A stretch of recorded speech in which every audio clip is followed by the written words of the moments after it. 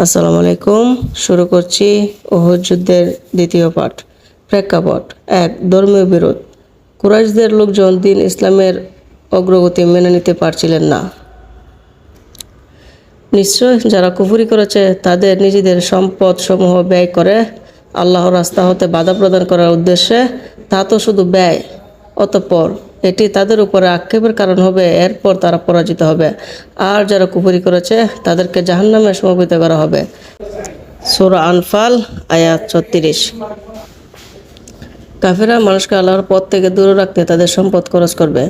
ইমাম আশ-শাওকানি এই আয়াতের প্রসঙ্গে বলেন, এই কাফেররা রাসূল সাল্লাল্লাহু আলাইহি ওয়াসাল্লাম যুদ্ধ করে, সৈন্য সামন্ত প্রেরণ করে আর তার জন্য যত লাগে তা খরচ করে। তাদের উদ্দেশ্য হলো মানুষকে মুসলিম হওয়া থেকে বিরত রাখা। বর্তমানকালেও এই ইতিহাসের পুনরাবৃত্তি করেছে। ইসলামের সাথে যুদ্ধ করার জন্য আল্লাহর দুশমনরা ব্যয় করেছে লক্ষ লক্ষ ডলার, যেন আল্লাহর আউলিয়াদের হত্যা করতে পারে, তাদের পাকড়াও করতে পারে, ইসলামের সুনাম মিটিয়ে দিতে পারে। এই যুগের কাফিরা কুরাইশদের চেয়ে ব্যতিক্রম নয়। ২. প্রতিশোধ। কুরাইশরা চাচ্ছিল বদর যুদ্ধে ক্লান্তি মুছে যাক। বদর পরাজয় তাদের অন্তর্জ্বালা বাড়িয়ে দেয়, তাই তারা প্রতিশোধের পথ করছিল। ৩. অর্থনৈতিক সংকট থেকে উত্তরণ। কুরাইশদের উপর ক্রমাগত সামরিক হামলা তাদের চাপের মুখে ফেলে দেয়। কুরাইশরা ছিল আরব গোত্রগুলোর চোখের শ্রদ্ধার পাত্র। তাদের ব্যবহারের জন্য সিরিয়া ও ইয়েমেনের বাণিজ্য পথ বেদুইনরা উন্মুক্ত রেখেছিল। কিন্তু মুসলিমদের উৎখানের সাথে পরিস্থিতি ইতিমধ্যে অনেকটাই বদলে গেছে। কুরাইশরা ছিল কাবাগরের অভিভাবক, কিন্তু যেহেতু আল্লাহর দিনকে তারা পরিত্যাগ করেছে, তাই আল্লাহ তাদের জন্য পরিস্থিতি কঠিন করে দিলেন। মক্কা থেকে সিরিয়া যাওয়ার পথ অনিরাপদ হওয়ার কারণে মক্কা থেকে ইয়েমেন গিয়ে ব্যবসা করার পরেও প্রভাব পড়ে। কারণ কুরাইশরা সিরিয়া থেকে কাঁচামাল কিনে ইয়েমেনে বিক্রি করত, আর ইয়েমেন থেকে কিনে সিরিয়া বিক্রি করত। একটা বাণিজ্যিক পথ অনিরাপদ হয়ে যাওয়ার ফলে সেই পথের ব্যবসা তো বটেই, অন্য পথেও ব্যবসা ক্ষতিগ্রস্ত হলো। কুরাইশদের বিরুদ্ধে রাসূল সাল্লাল্লাহু আলাইহি ওয়াসাল্লাম যুদ্ধ কেবল ময়দানে যুদ্ধ সীমাবদ্ধ ছিল না, বরং একই সাথে তা ছিল অর্থনৈতিক যুদ্ধ। কুরাইশদের সাফওয়ান ইবনে উমাইয়া একটি কথাতেই পরিষ্কার বোঝা যায়, মুহাম্মদ তার দলবল আমাদের ব্যবসা ১২টা বাজিয়ে রেখেছে, বুঝতে পারছি না এখন কী করব। অনেক ক্ষতি হয়ে গেছে। তারা উপকূলীয় অঞ্চলগুলোর সাথে শান্তি শক্তি ও মিত্রতা বজায় রেখেছে, প্রতিনিয়ত সেখান থেকে হুমকি আসছে। এখন আমরা কোথায় যাব? আমাদের ব্যবসা গ্রীষ্ম সিরিয়াগামী কাফেলা আর শীতে ইয়েমেন ও আবিসিনিয়ার কাফেলার উপর নির্ভরশীল। যদি সেই ব্যবসা বন্ধ করে নিজেদের দেশে বসে থাকি, তাহলে জমানো মূলধন ভেঙে খেতে আর বেশি দিন লাগবে না, আর তা দেখতে দেখতে শেষ হয়ে যাবে। ৪. রাজনৈতিক আধিপত্য পুনরুদ্ধার। আরব উপদ্বীপের সবাই কুরাইশদের সমীকর চোখে দেখত, কিন্তু মুসলিমদের উত্থান তাদের দীর্ঘদিনের একচ্ছ আধিপত্য প্রশ্নের সম্মুখীন করে দেয়। তাই আরেকটি যুদ্ধে মুসলিমদের হারানোর মাধ্যমে তারা এই আধিপত্য ফিরে পেতে মরিয়া হয়ে পড়ে। কুরাইশদের যুদ্ধের প্রস্তুতি। সময় ছিল হিজরি ৩য় বছর, শাওয়াল মাস।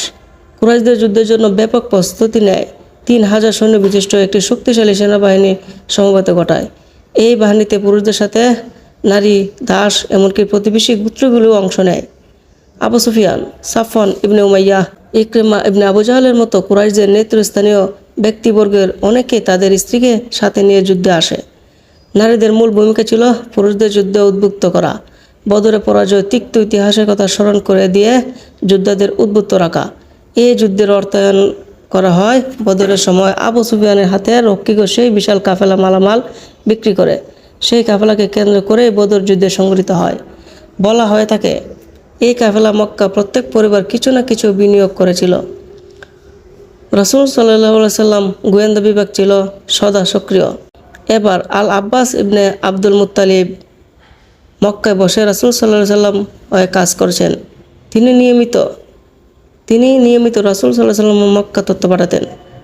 মদিনা চলে আসার জন্য তার অন্তর অস্থির হয়ে উঠেছিল, কিন্তু তিনি মক্কা থেকে যে গুরুত্বপূর্ণ কাজ করেছিলেন তার কারণে রাসূল সাল্লাল্লাহু আলাইহি ওয়াসাল্লাম তাকে মক্কাতে থাকতে বলেন।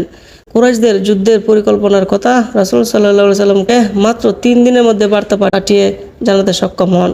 সে সময়কাল যোগাযোগের ব্যবস্থা কথা চিন্তা করলে মাত্র ৩ দিনের খবর দিতে পারাটা খুবই আশ্চর্যের ব্যাপার। চিঠিতে ভাষ্য ছিল অনেকটা এমন, কুরাইশরা আপনাদের বিরুদ্ধে যুদ্ধ লড়তে বিশাল সেনাবাহিনী জড়ো করেছে। আপনি আপনার পরিকল্পনা মোতাবেক তাদের মোকাবেলা করুন। তাদের সেনাদল আছে ৩,০০০ সৈনিক, ২০০ ঘোড়া, বর্ম পরিহিত ৭০০ যোদ্ধা এবং ৩,০০০ ওট। তারা তাদের সমস্ত অস্ত্রশস্ত্র নিয়ে এই যুদ্ধে নামতে যাচ্ছে। চিঠিতে পরে শোনান উবাই ইবনে কাব। তাকে খবরটি গোপনে রাখার আদেশ করা হয়। আব্বাসের পাঠানো তথ্য সম্পর্কে নিশ্চিত হওয়ার জন্য রাসূল সাল্লাল্লাহু আলাইহি ওয়াসাল্লাম আল হুব্বাহ ইবনে আল মুনজিরকে কুরাইশদের বাহিনীর মাঝে পাঠিয়ে দেন। তিনি মোটামুটি একই তথ্য নিয়ে ফিরে আসেন। রাসূল সাল্লাল্লাহু আলাইহি ওয়াসাল্লাম পাল্টা পরিকল্পনা। কুরাইশদের পরিকল্পনার কথা জানা পরেও রাসূল সাল্লাল্লাহু আলাইহি ওয়াসাল্লাম সাধারণ মানুষের কাছে এই খবর গোপন রাখেন। তিনি প্রথমে যান।